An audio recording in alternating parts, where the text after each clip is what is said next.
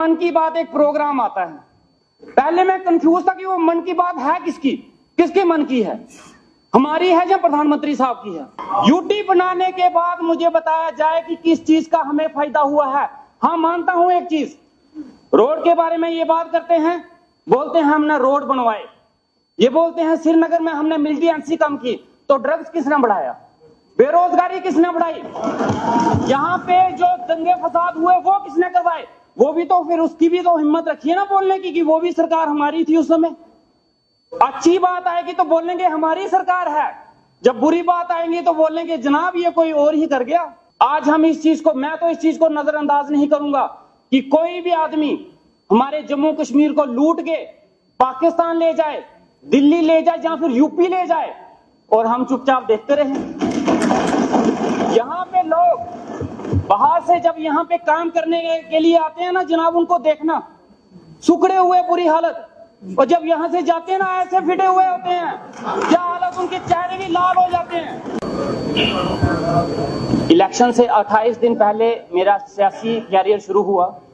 जब तक सियासत समझ आती तब तक मैं इलेक्शन जीत चुका था, और इसमें मैं शुक्रिया अदा करूंगा अपने सहयोगी पार्टी का जिन्होंने मुझे यहाँ तक पहुंचाया है। एक बड़ा मजेदार किस्सा है। रिजल्ट निकलने से कुछ देर पहले मैं जब कॉलेज गया था जहां पे काउंटिंग होनी थी, हमारे सीनियर पॉलिटिशियन चौधरी लाल सिंह जी मुझे मिले। उन्होंने मुझसे एक सवाल पूछा कि इससे पहले क्या करते थे। मैंने कहा एनआरएचएम में था। कहते परमानेंट जॉब थी या कॉन्ट्रैक्चुअल। मैंने कहा सर कॉन्ट्रैक्चुअल। कहता शुक्र करो उनको जिन्होंने आपको परमानेंट जॉब तो दिला दी। तो मैं शुक्रिया अदा करता हूं, आपकी वजह से यहां पहुंचा हूं। बनी सर बड़ा पिछड़ा इलाका है। आज यहाँ पे बहुत सी बातें हो रही हैं, हिसाब किताब लिया जा रहा है,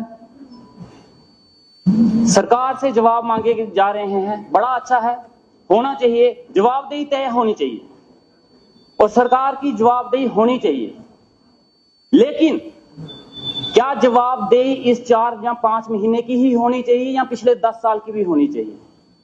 जो 10 साल में हमारे जम्मू कश्मीर को लूटा गया एक यूटी बना के, उसकी जवाबदेही कौन देगा? इस 10 साल में ये यूटी का कार्यकाल रहा, जो हमें सपने दिखाए गए यूटी के नाम पे कि हमें रोजगार मिलेगा, हमारी लाइफ बेहतर होगी। चलो जितने भी हो गए, आप मेरे से सीनियर हो, बहुत बहुत शुक्रिया जनाब, बहुत बहुत शुक्रिया बताने के लिए। 2 साल छोड़ दे, 2 साल भी उसमें इंक्लूड करके आप बता देना उसमें भी आपने क्या क्या कर दिया है। उसमें भी कोई झंडे नहीं गड़े हैं, उसमें भी वही हालत रही है। मैं 10 साल का हिसाब मांगूंगा, उस 10 साल में मैं जो पूछूंगा बता देना उसमें आपके कितना कितना कार्यकाल रहा है। इस यूटी के दौरान हमें बोला गया कि आपको रोजगार मिलेंगे, हमारे रिसोर्सेज सेव किए जाएंगे, हमें एक नया जम्मू कश्मीर दिया जाएगा। लेकिन इस यूटी के दौरान जो हमारे यहाँ पे माइनिंग के नाम पे लूट मार की गई, उसकी जवाबदेही कौन करेगा? उसकी जवाबदेही भी तय होनी चाहिए। हमारे रिसोर्सेज लूटे गए, यहाँ से रेत और बजरी लूट के बाहर भेजी गई, यहाँ पे लूट मार हुई, उसकी जवाबदेही कौन देगा? इस यूटी के दौरान बोला गया कि बच्चों को रोजगार दिया जाएगा और जम्मू कश्मीर पहली बार बेरोजगारी में नंबर 1 आया, और उसकी जवाबदेही कौन तय करेगा? इस यूटी में बोला गया कि क्राइम रेट 0 होगा, लेकिन जितनी चेन स्नैचिंग मर्डर्स इस टाइम में जम्मू के बीच में हुए, शायद इससे पहले कोई कभी नहीं हुए, और इसकी जवाबदेही कौन तय करेगा? इस यूटी के दौरान बोला गया कि हेल्थ फैसिलिटीज को बढ़ाया जाएगा, लेकिन आज भी जाइए गांव में सारे हॉस्पिटल्स खाली हैं। मेरे बनी के 2 पीएससीज हैं जहां आज तक डॉक्टर नहीं पहुंचे, वो 3 महीने की कार्यकर्ती नहीं है, ये पिछले कई सालों से है। उसकी जवाबदेही कौन तय करेगा? आज हम 3 महीने का हिसाब तो मांगेंगे, लेकिन मुझे उस यूटी का भी हिसाब चाहिए, और वो देगा कौन? आज हम इस चीज को, मैं तो इस चीज को नजरअंदाज नहीं करूंगा कि कोई भी आदमी हमारे जम्मू कश्मीर को लूट के पाकिस्तान ले जाए, दिल्ली ले जाए या फिर यूपी ले जाए और हम चुपचाप देखते रहे। यहाँ पे लोग बाहर से जब यहाँ पे काम करने के लिए आते हैं ना जनाब, उनको देखना सुखड़े हुए बुरी हालत, और जब यहाँ से जाते हैं ना ऐसे फिटे हुए होते हैं, क्या हालत, उनके चेहरे भी लाल हो जाते हैं। और हम लोग हम लोग जो पहले से अच्छे हंसते करते थे, आज उनका वजन देखो 30-40 किलो पहुंच गया है। मेरा इलेक्शन के दौरान 17 किलो वजन तो मेरा कम हो गया, जो आज तक नहीं पूरा हो पा रहा। ये तो हालत हमारी यूटी में कर दी गई, इसका हिसाब किताब कौन देगा?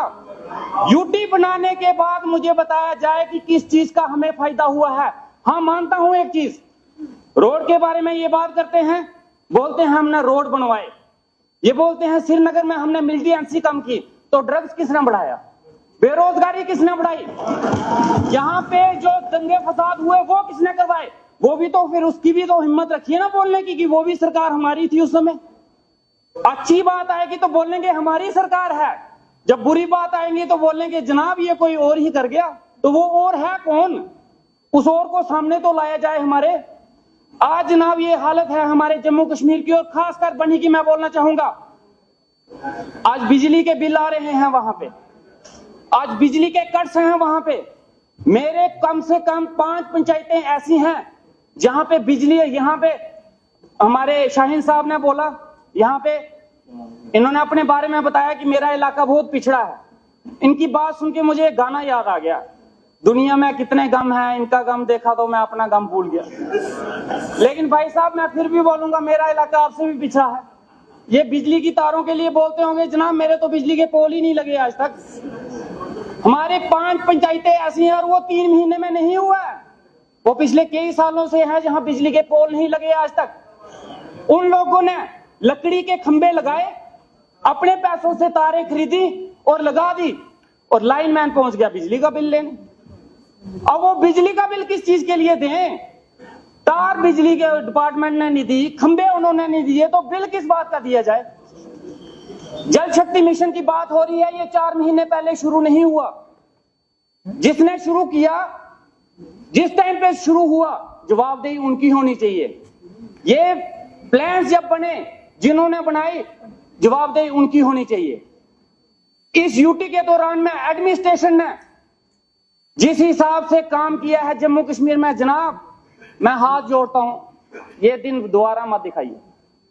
इस दौरान हमारी बात तो छोड़ो जनाब, हम आम लोगों की बात तो छोड़ो, प्रधानमंत्री साहब की भी बात नहीं मानी गई, बिल्कुल नहीं मानी गई। हमारे एलजी साहब की भी नहीं सुनी गई। हमारे वहां इसका जवाब है, सवाल है, लेकिन मैं फिर से अभी बोल देता हूं। हमारे वहां एक लड़की ने गुहार की, छोटी सी बच्ची 5वीं में पढ़ने वाली, एक स्कूल की डिमांड कर बैठी और प्रधानमंत्री साहब के पास पहुंच गई। और मन की बात एक प्रोग्राम आता है। पहले मैं कंफ्यूज था कि वो मन की बात है किसकी, किसके मन की है, हमारी है या प्रधानमंत्री साहब की है। लेकिन उसके बाद पता चला कि मन की बात वो लोगों की सुनते हैं, अपनी ही नहीं करते हैं। उस लड़की की मन की बात सुनी गई।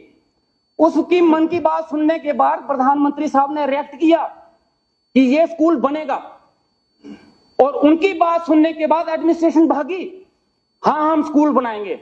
2 साल हो गए आज तक वो स्कूल नहीं बना। हमारे प्रधानमंत्री साहब की भी वो मन की बात एडमिनिस्ट्रेशन ने इग्नोर कर दी, तो आम लोगों की क्या हैसियत है जनाब? और भाई साहब इतने सालों से आपने क्या कर लिया, वो तो बता दो ना। आप बताइए ना, आपने क्या कर दिया? उस स्कूल का एक कमरा ही बना देते।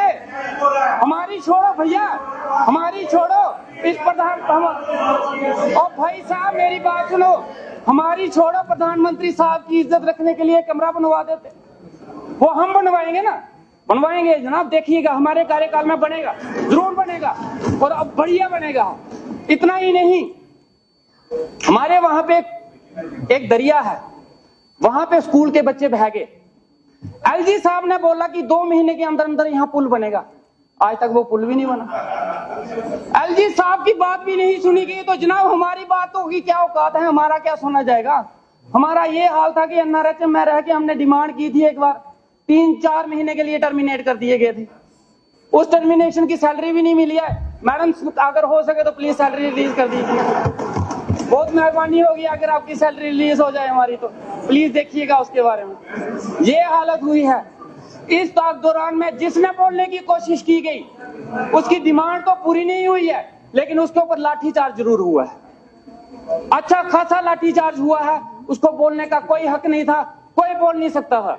इस यूटी से हम ही परेशान नहीं है, परेशान ये भी हैं, लेकिन मजबूरी है, नहीं बोल सकते। समझ गए ना, मजबूरियां होती हैं, कुछ की नहीं बोल सकता इंसान, वो इनकी मजबूरी मैं समझता हूँ। यूं ही कोई बेवफा नहीं होता, कुछ तो मजबूरियां इनकी भी रही। तो चलो कोई बात नहीं, लेकिन मैं चाहता हूं कि स्टेट बने।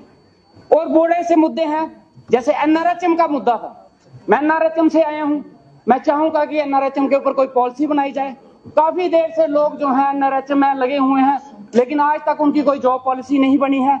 आज भी वो लोग जॉब पॉलिसी के लिए तरस रहे हैं, और कुछ नहीं हो तो मैं चाहता हूं कि उनकी सैलरी बढ़ाई जाए।